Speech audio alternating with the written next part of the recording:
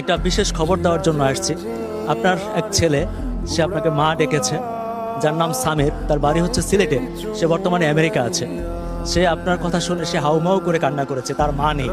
সে বলেছে যে আপনি তার মায়ের মতো। সে আপনাকে রমজানে ইফতার করার জন্য আমার কাছে কিছু টাকা পাঠিয়েছে।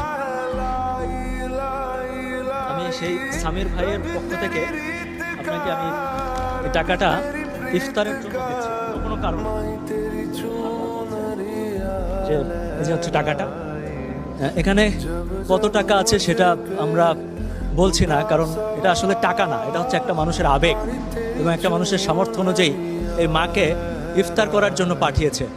এবং সেও খুব কান্নাকাটি করছিল যে মা কিভাবে আছে, এবং বলেছে ভবিষ্যতে মায়ের জন্য আরও সে কিছু করতেছে। আসলে বাঙালি